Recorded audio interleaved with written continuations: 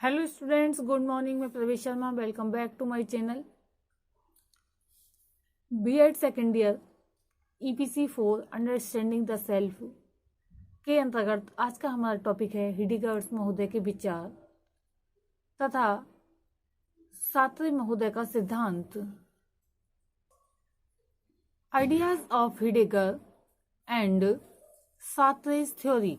तो सबसे पहले हम देखते हैं हिडेगर महोदय के विचारों के संबंध में। तो सबसे पहला पॉइंट हमारा है मानव अस्तित्व तथा जीव अस्तित्व के समय के संबंध में हिडेगर के विचार। Heidegger's ideas regarding human existence and organism existence. Heidegger महोदय का मानना है कि व्यक्ति अंतर्मुखी बनकर जीव के अस्तित्व को समझकर स्वचेतना की अनुभूति कर सकता है। मानव में स्व अस्तित्व की अभिव्यक्ति उसके प्रयासों व व्यवहारों से भली प्रकार देखी जा सकती है। कहने का तात्पर्य ये है, जब अपना प्रयास करता है व्यक्ति, तब उसे स्व अभिव्यक्ति के विषय में जानकारी होती है और उसके लिए अनुभूत करता है। व्यक्ति अपनी रुचि व आवश्यकता के अनुसार जगत के पदार्थ साथ साथ जो भी जगत के पदार्थ हैं उनके साथ साथ संबंध स्थापित कर लेता है। वह आचरण जो भी व्यक्ति है उसकी स्वसत्ता का आधार है। उसकी जो मानसिक स्थिति है, मेंटल पोजीशन, उसको देखकर ये पता चल जाता है कि उसका वस्तु जगत से किस प्रकार का संबंध है।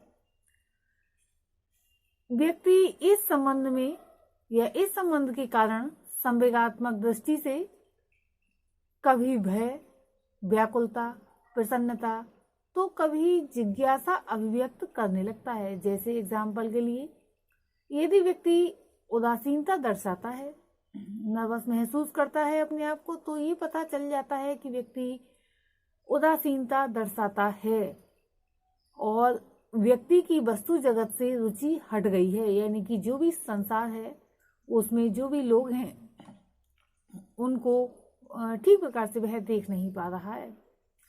जो भी मृत्यु भय होता है, ऐसा भाव है जो व्यक्ति को अपने स्व के प्रति सचेत करता रहता है और उत्तरदायित्व निभाने की प्रेरणा देता रहता है। जैसा कि इस संबंध में अस्तित्ववादी मानते हैं, it is the faith of existentialists that one who has existence in his materialistic one will one day go to decay, nothing will remain, therefore the death, therefore the man is found in anxiety all the time that his life is mortal. As far as man leads his life pleasantly, so as he happens nearer to death. Therefore, the mortality of life creates the feeling of hopelessness in man. ये अस्तित्ववादियों का विश्वास है कि इस भौतिकवादी संसार में जिसका अस्तित्व है वह एक दिन क्षय हो जाएगा। मृत्यु के बाद कुछ भी नहीं रहेगा। इसके बाद भी आदमी हर समय चिंता में पाया जाता है कि उसका जीवन नश्वर है, यानी कि उसका जीवन एक दिन समाप्त होना है। यहाँ तक मनुष्य अपने जीवन को आगे बढ़ाता है तो वह मृत्यु के निकट होता है। इसलिए जीवन की नश्वरता मनुष्य में आशा के भाव पैदा करती है। यहाँ पर सार रूप में हम कह सकते हैं कि जब व्यक्ति को ये जो डेथ का भय सताने लगता है, तब आगे बढ़ने का प्रयास करता है, स्वयं को समझने का प्रयास करता है और इसी से वह ऊंचा उठ जाता है। और जब उसे ये समझ ही नहीं आता कि मैं क्यों हूँ, मेरा कितना जीवन बचा है, मैं कुछ करना चाहता हूँ या नहीं करना चाहता हूँ, तो वह उसका समय या जीवन ऐसे ही अज्ञानांधकार में व्यतीत होता रहता है। दूसरा पॉइंट है हमारा हिडेगर के अनुसार सत्व एवं असत्व। Essence and unreal according to Heidegger के अनुसार ज्ञान यानी कि नॉलेज किसी भी पर्सन की अंतर्दृष्टि से आता है, वह सेल्फ से प्रस्फुटित होता है। यही सेल्फ प्रेरित ज्ञान मन और वस्तु के बीच संबंध स्थापित करता है। इस ज्ञान की प्राप्ति के लिए फ्रीडम की आवश्यकता होती है। यदि वह फ्रीडम मिली तो यानी कि सेल्फ प्रेरित ज्ञान से जो है प्रेरित ज्ञान तो उत्पन्न हो जाएगा, परंतु अभिव्यक्त नहीं हो पाएगा और आत्मचेतना नहीं मिल पाएगी। यहाँ पर कहने का तात्पर्य ये है कि किसी भी ज्ञान को प्राप्त करने के लिए हमें किसी के अंडर में यानी कि बाउंड नहीं होना चाहिए, हमें स्वतंत्र होना चाहिए और स्वतंत्रता पूर्वक ज्ञान की प्राप्ति करनी चाहिए। जैसे कि मान लीजिए कोई व्यक्ति अध्ययन कर रहा है, वो उसमें बहुत ज़्यादा डीपली उस विषय को पढ़ना चाहता है, लेकिन उसके सिलेबस में थोड़ा ही है, वह उतना ही पढ़ता है, तो यहाँ पर उसे स्वतंत्रता इतनी नहीं मिली। अगर उसके लिए जब स्वतंत्रता मिल जाती है तो उसको बहुत ज़्यादा डिटेल में पढ़ता है और मनन करता है।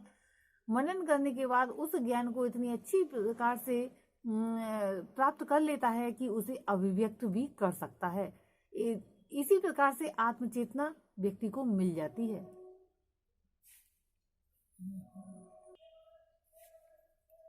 सत्य और असत्य मतलब सत्व और असत्व साथ साथ नहीं रहते हैं। जब असत्व नहीं रहते तभी हमें सत्व का बोध होता है। असत्व शब्द से सत्व का बोध होता है। यदि सत्व ना होता तो असत्व शब्द कैसे बनता है। असत्व जो है सत्व को जन्म देता है। काव्यात्मक ढंग से हेडीगर कहता है, शुद्ध सत्व और शुद्ध असत्व एक हैं और समान हैं। जैसे परछाई होने से प्रकाश का बोध होता है।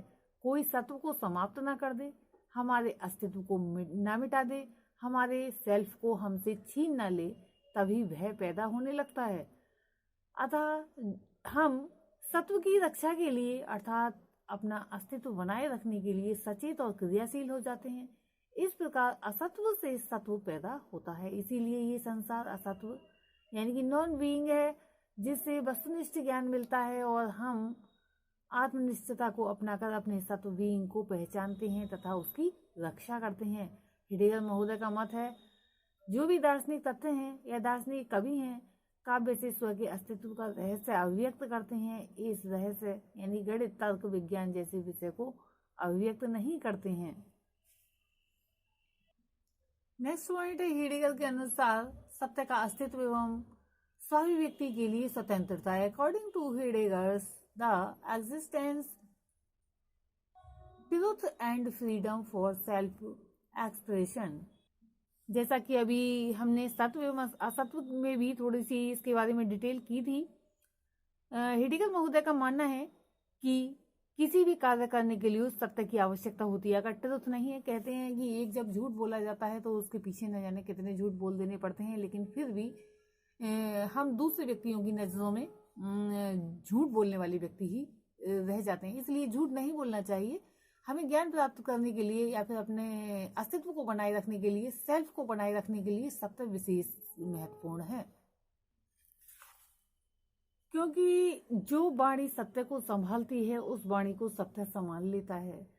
और जो व्यक्ति सत्य बोलता है हमेशा निर्भीक रहता है, उसे अधिक से अधिक ज्ञान की प्राप्ति होती है। क्योंकि अगर मान लीजिए किसी के पास किसी तथ्य के विषय में ज्ञान नहीं है, वह अपने किसी जानकार व्यक्ति को ये बात तथ्य बताता है, तो हो सकता है उसके पास ज्ञान हो और उसको अवगत करा दे। लेकिन अगर वह ये सोचता है कि मैं ज्ञानवान हूँ, सबसे ज्यादा ज्ञानी हूँ, अहंकार से ग्रस्त हो जाता है और असफलता हासिल करता रहता है। तो हेडेगर महोदय कहते हैं कि सेल्फ से जो है ज्ञान यानी कि नॉलेज प्रस्फुटित होती है। यही सेल्फ प्रेरित ज्ञान मन और वस्तु के बीच रिलेशन स्थापित कर लेता है। इस ज्ञान की प्राप्ति के लिए फ्रीडम की आवश्यकता होती है।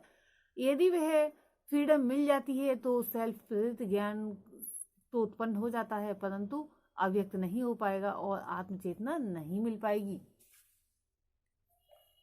अब हम देखेंगे आत्म के संबंध में सातवें का सिद्धांत, सातवें थ्योरी ऑफ सेल्फ। सातवें महोदय ने जीव के दर्शन पर प्रकाश डाला है। यह दो प्रकार के जीव में विभेद करते हैं, जीव स्वयं में यानी कि बीइंग इन इटसेल्फ तथा जीव स्वयं के लिए बीइंग फॉर इटसेल्फ। जीव यानी कि स्वयं से तात्पर्य है वस्तुओं का आत्म अंतर्विष्ट जीव। सातवें का ये विश्वास भी उस कथन में था जिसे कियरकेगार्ड ने अपने सामने रखा अस्तित्व सार से पहले है। यहाँ जो पहला पॉइंट है, जीव स्वयं में से तात्पर्य है वस्तुओं को आत्म अंतर्दृष्ट जीव, यानी कि हम साधारण भाषा में पेड़, पत्थर, कुर्सी, मेज इत्यादि को वस्तुएं कहते हैं। वह जो कुछ भी है वह अपने आप में है। इसकी दूसरी ओर जीव स्वयं के लिए मानव चेतना के साम्राज्य में है। चेतना का मूलभूत तत्व यह होता है कि वह सदैव अपने से बाहर रहती है और अपने से आगे रहती है। इस रूप में हम अपने आप से ऊपर उठ जाते हैं। अतः मानव का जीव सदैव स्वयं के लिए ही होता है। सार्त्रे का विश्वास भी उस कथन में था जिसे कियरकेगार्ड ने अपने सामने रखा अस्तित्व सार से पहले है। तो इस विषय में बताना चाहूंगी कि ये विचार से सहमति नहीं रखता। वह इस विचार से, जो उनकी सार्त्रे महोदय का विचार है, उससे सहमति नहीं रखता कि कोई सार्वभौमिक अवधारणा मानव की है जो कि अपना अस्तित्व एक विशिष्ट व्यक्ति के अस्तित्व से पहले रखती है और जो मानव की प्रकृति का निर्धारण करती है।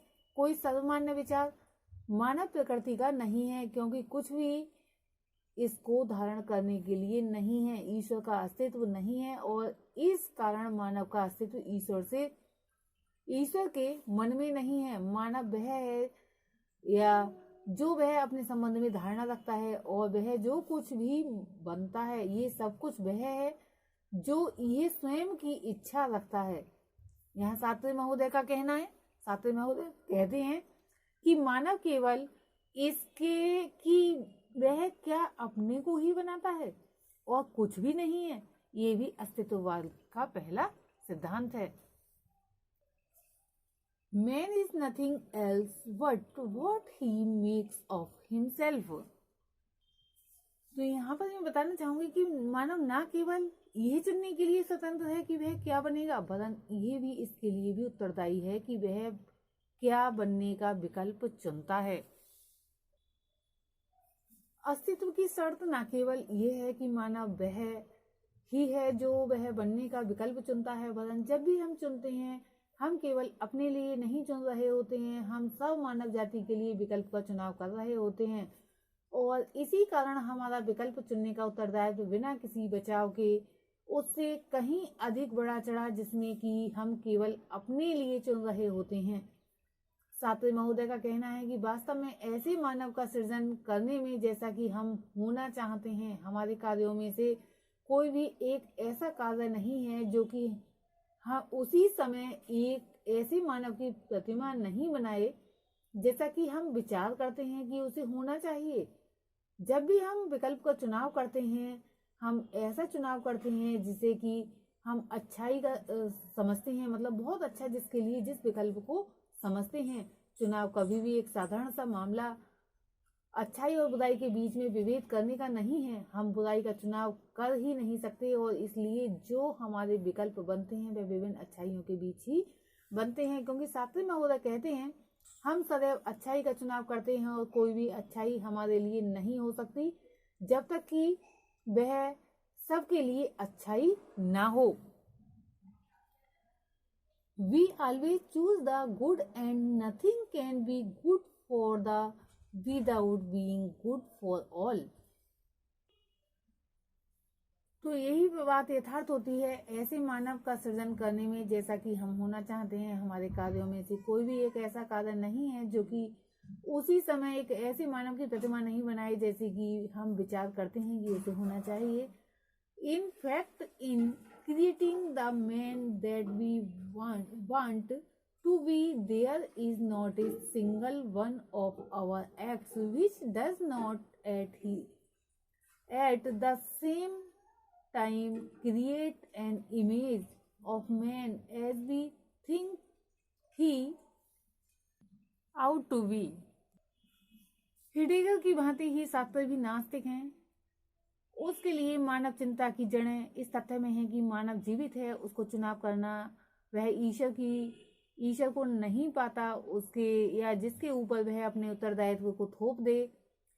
सार्त्रे कहते हैं कि ईश्वर का नहीं होना अस्तित्ववादियों के लिए प्रसन्नता का विषय नहीं है और वह इसको हटाने के लिए कोई गिरी हुई चाल नहीं चलते। सार्त्रे के विचार में शायद यह कुछ रूपों में अच्छा होता यदि ईश्वर का अस्तित्व होता, उसका अस्तित्व एक ऐसे संसार को संभव बनाता है जिसमें स्थायी तथा विश्वासी मूल्य होते हैं, किंतु ईश्वर का अस्तित्व नहीं है। सब चीजें संभव हैं, अतएव मानव निराशा की स्थिति में है, क्योंकि ऐसा कुछ नहीं है